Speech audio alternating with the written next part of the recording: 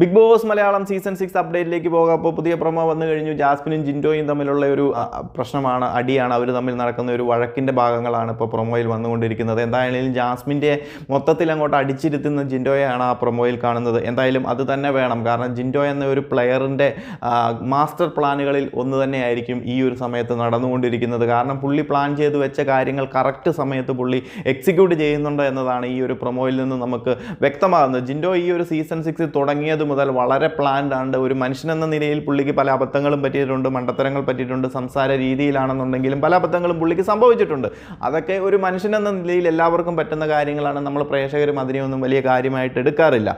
എന്നാൽ പുള്ളി തുടക്കം മുതൽ ഈ ഒരു 8 ആഴ്ചകൾ കഴിയുമ്പോഴും പുള്ളി ഗെയിമുകളിലാണെന്നുണ്ടെങ്കിലും ഏത് ടാസ്കുകളിലാണെന്നുണ്ടെങ്കിലും ഏത് രീതിയിലാണെന്നുണ്ടെങ്കിലും മികച്ചു നിന്ന് വരികയാണ്. കാരണം ഈ ഒരു സീസൺ 6 നമുക്കറിയാം, ഒട്ടുമിക്ക കണ്ടസ്റ്റൻസും ഈ പറയുന്ന വാഴകളുടെ കാറ്റഗറിയിലേക്ക് പോകുമ്പോൾ അതിൽ ബെറ്ററായിട്ട് വരുന്ന ഒരു കണ്ടസ്റ്റൻ്റാണ് ജിൻഡോ. കിട്ടുന്ന അവസരങ്ങൾ മറ്റ് കണ്ടസ്റ്റൻസിനെ അടിച്ചമർത്താൻ ജിൻഡോ മറക്കാറില്ല.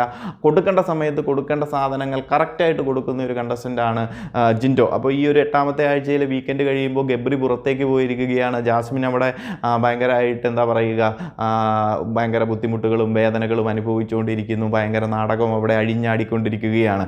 അപ്പം ഇന്ന് ഈ പറയുന്ന ഒരു പ്രൊമോയിൽ അറിയാം, ഇവരെല്ലാവരും കൂടെ അങ്ങോട്ടും ഇങ്ങോട്ടും കൂടിയിരുന്ന് സംസാരിക്കുന്നതിനിടയിൽ വാക്ക് തർക്കങ്ങൾ ഉണ്ടാകുന്നു. അതിനിടയിൽ ജിൻഡോ പറയുന്നുണ്ട് ജാസ്മിൻ്റെ നേരെ മുഖത്ത് നോക്കി, നമ്മൾ പ്രേക്ഷകരെല്ലാം പറയാൻ ആഗ്രഹിച്ച കാര്യം തന്നെ, ഗബ്രി പോയത് നീ കാരണമാണ്, നിനക്ക് ഗബ്രി പോയതിൽ വലിയ വിഷമമൊന്നും കാണാനില്ല, നീ ഇല്ലായിരുന്നെങ്കിൽ ഗബ്രി ഇവിടെ മികച്ച രീതിയിൽ നിന്നേനെ.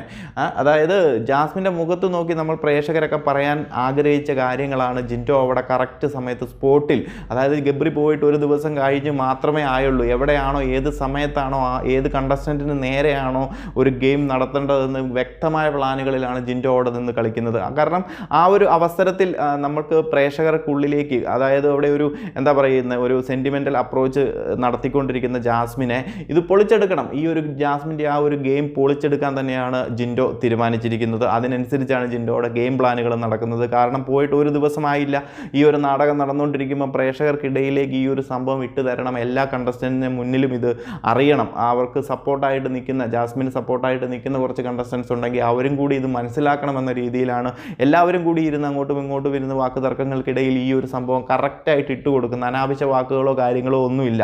ജാസ്മിൻ നമ്മൾ ആ പ്രൊമോയിൽ കണ്ട പോലെ അറിയാം, ജാസ്മിൻ്റെ സംസാരം ഏത് രീതിയിലാണ് പോകുന്നതെന്ന് നമ്മൾ പ്രേക്ഷകർക്കെല്ലാം മനസ്സിലായി. സംസാരിക്കാൻ അറിയാമെങ്കിലും എന്തെങ്കിലും പ്രൊവോക്കഡ് ആയി കഴിഞ്ഞു കഴിഞ്ഞാൽ വായിൽ നിന്ന് വരുന്നത് തീർത്തും മോശമായ വാക്കുകൾ മാത്രമേ ഉള്ളൂ, അല്ലാണ്ട് പോയിന്റോ കാര്യങ്ങളോ ആവശ്യമുള്ള സംഭവങ്ങളോ ഒന്നുമില്ല. ജിൻഡോ എന്നാൽ ഈ ഒരു സംഭവം കൺട്രോൾ ചെയ്തുകൊണ്ട് ആവശ്യമായ പോയിന്റുകൾ മാത്രം നിരത്തി പ്രേക്ഷകർക്കിടയിലേക്കും അതുപോലെ തന്നെ കണ്ടസ്റ്റൻസിൻ്റെ ഇടയിലേക്കും കറക്റ്റായ കാര്യങ്ങളാണ് എത്തിച്ചുകൊണ്ടിരിക്കുന്നത്. നല്ല വ്യക്തമായിട്ട് ചോദിക്കുന്നുണ്ട്, നിനക്ക് ഒരു ബുദ്ധിമുട്ടും ഒരു വിഷമവും ഗബ്രി പോയതിലില്ല, അതുപോലെ തന്നെ ഗബ്രി പോയതിൽ നിനക്ക് സന്തോഷമാണ്, നീ ഒരുത്തി കാരണമാണ് ഗബ്രി പോകാനിടയായത്. അങ്ങനെയുള്ള കാരണങ്ങൾ കറക്റ്റായിട്ട് അടിച്ചുകൊണ്ടാണ് ജിൻഡോ ജാസ്മിനെ അടിച്ചിരുന്ന ഒരു പ്രൊമോ വന്നിരിക്കുന്നത്. അപ്പോൾ ഈ ഒരു ലൈവിലേക്ക് ഇത് എത്തിക്കഴിയുമ്പോൾ അതിൻ്റെ ബാക്കി സംഭവങ്ങൾ എങ്ങനെയാണെന്നുള്ള കാര്യം നമ്മൾ അടുത്തൊരു വീഡിയോയിൽ അപ്ഡേറ്റ് ആയിട്ട് എത്തിക്കുക. അപ്പോൾ കൂടുതൽ അപ്ഡേറ്റുകളുമായി മറ്റൊരു വീഡിയോയിൽ കാണാം.